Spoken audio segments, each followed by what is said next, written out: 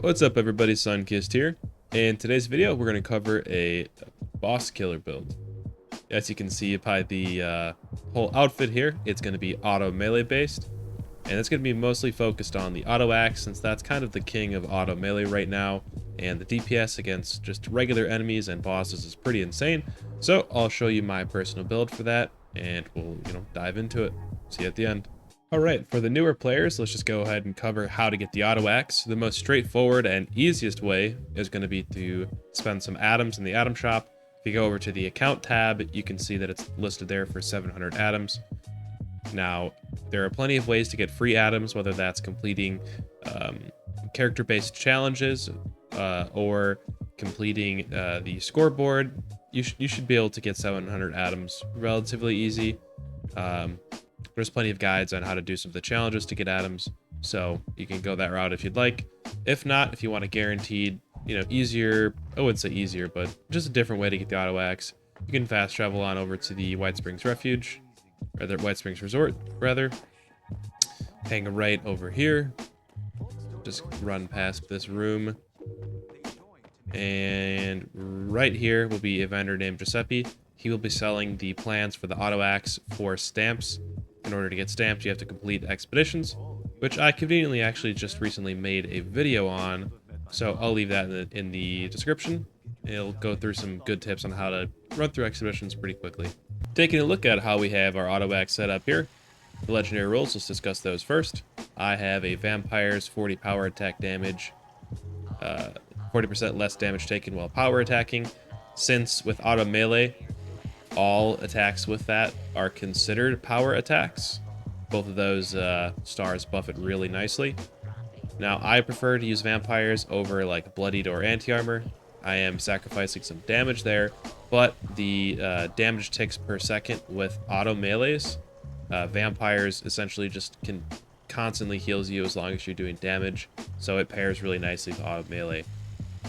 For mods, I'm just using the electrified mod, as the energy damage gained from that can be buffed using the science perk cards. So to my knowledge, that is still the best mod to use for the auto axe. And if you're wondering, mods can be purchased for the auto axe from Giuseppe for stamps. That's not something you can spend atoms on, but you can use your stamps to get the mods. Luckily, you just need that one right there. Now, another great role that you could run on this for the 3rd star would be +3 strength. I forgot to mention that, but there's certain ways you can set these up, like anti-armor, power attack damage, +3 strength, or like bloody, 40-40. As long as you have, I'd say, vampires, 40% power attack damage, you could either go with the damage taken while less damage taken while power attacking, or +3 strength, just depending on if you prefer being a little tankier or if your main priority is just to do more damage. For armor, since we are running a low health build, I do have a full set of unyielding, AP regen, weapon weight reduction. Now, ideally, what you would want in that 3rd star would be +2 strength, so you'd gain an additional 15 strength with a full set of that. I am trying to work on putting together that set, but this is what I have for now. Also, that AP regen is just nice for, since auto melee weapons use AP, make sure you're constantly just kind of getting some AP back. I definitely recommend running unyielding when you're doing an auto melee build, just because the strength potential is just so much higher than either not running unyielding or just any sort of full health build. So my recommendation would be to use bloodied and use unyielding armor with +2 strength as the 3rd star if you can. Here's a quick look at my mutations. I don't really change my mutations from build to build just because it's kind of a pain to lose them and then gain them. So this is kind of just a cookie cutter approach here. Definitely could run Twisted Muscles as a mutation and to benefit your melee damage more. So that's entirely up to you. For special, here is the point allocation. Feel free to screenshot if you'd like to copy. But just note, I am using a few special legendary cards, so I will have a little bit more special points available to use for normal cards in the next screen here. So I'll just go ahead and show you the legendary perk cards to start. I am using taking one for the team, as you could do 40% more damage after an enemy attacks you.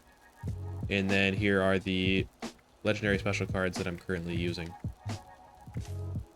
Just a few things that I want to call out that are notable. I have various ranks of the Slugger perk, and I have Incisor maxed out, and then I have Blocker maxed out as well. Since we're going to be in melee range for all of our fights, we want to be taking as little damage as possible. Bounder's Butchie. Oh my god, Bounder's Butchie. Butcher's Bounty to get potentially double meat yield when you're kind of farming some of the meat buffs you'd want to use for your build. Just a couple things to make me a little bit more tanky in endurance.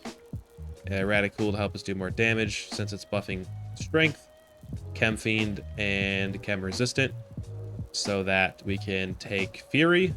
Cola Nut is a good one, so we can take Nuka Dark to get strength benefits, and then also Party Boy to increase the positive effects of pre-war alcohol. So Nuka Dark essentially kind of gets like double, triple, it gets mega buffed, if you will, by running those two perks in tandem. Got Nerd Rage for some more damage. All the science cards maxed out for extra energy damage on the auto axe stable tools, so that our auto axe isn't just breaking instantly. Through Hiker to carry all of our food buffs. One rank of Action Boy, Adrenaline for some additional damage. And then here is just a look at our luck one here. One important call out: Ricochet in tandem with vampires is really well, as long as you're holding a vampire's weapon. If Ricochet triggers, it will heal you. So that's a really, really helpful one to run in tandem with vampires. All right, for our melee buffs, we're going to come over to the White Springs refuge here. From the fast travel point, run over to the left. Touched on this topic in a few videos, but some people still don't know about it. There's actually kind of a little secret vendor slash restaurant here. Just have a seat, and one of the waiter bots or waitress bot, Ms. Waitress, whatever they're called, will have a few buffs for us. A couple great ones is the Deathclaw Steak and the Deathclaw Wellington. Deathclaw Wellington definitely going to be preferred since you get more strength from that. And then sometimes you'll see like a tasty Yagoi roast or something like that. That's going to give us plus 213% melee damage with our carnivore mutation. So definitely pick one of those up. Server hop this vendor until you can get those. All right, now let's get into the build showcase here. A couple things just want to note. I did take all of my melee buffs, so that includes the tasty Yagoi roast, the Deathclaw Wellington, and some Fury. As you can see there, that's what the damage numbers are looking like currently. Got 146 physical or ballistic damage and 331 energy. Also, I highly recommend you do all of your auto melee combat in third person. It just feels a lot better, and then also you don't have to restart the attacking animation once you land after jumping. Learned that from an Angry Turtle video, so shout out to him. But let's just kind of see how we do versus some enemies here. Yeah, they just absolutely shreds through level 100 super mutants. 806 to the head. Yeah, it just doesn't even matter. It pretty much instantly vaporizes them. Can I get this door open? Third person indoors could be like a I must admit.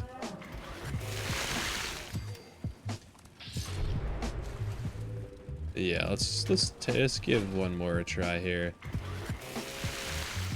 Yeah, that's just absolutely no chance. As you can see there, we got Ricochet triggering and healing us. But yeah, just absolutely shreds everything. Let's go try some other enemies. Alrighty, we fast traveled over to the Grindstone Arch. Let's see how we do against a behemoth here. It's only level 60, it's not 100, but let's just see. Yeah, I mean, it's just absolutely no threat to us at all. Just gets melted. Alright, there we go. We got the Scorch Beast to land. Let's go ahead and see what kind of damage we can get into here. Yeah, stood absolutely no chance. Level 100 Scorch Beast. No problem at all. See if we can take one out mid here with our jetpack. I need some coffee for that, maybe, for the AP regen. Come here. Oh, just out of reach. I'm just getting pelted with rad damage right now. Alright. Why are you running?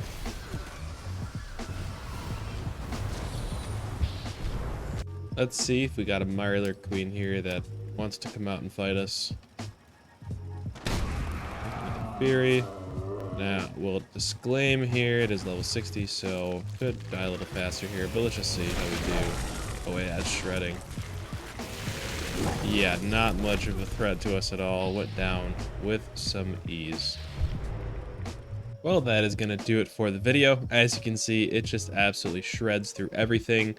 Now, there is definitely ways to min-max damage a little bit more than that, but that's kind of just what I switch to whenever someone drops a nuke. We got to take out the Scorch Beast Queen or one of the other endgame bosses. Hopefully you enjoyed the video. If you do, definitely hit the subscribe button to stick around for future content, and hit that like button, as it'll help boost this video in YouTube's algorithm. But thank you again for watching, and I'll catch you in the next one. See you later.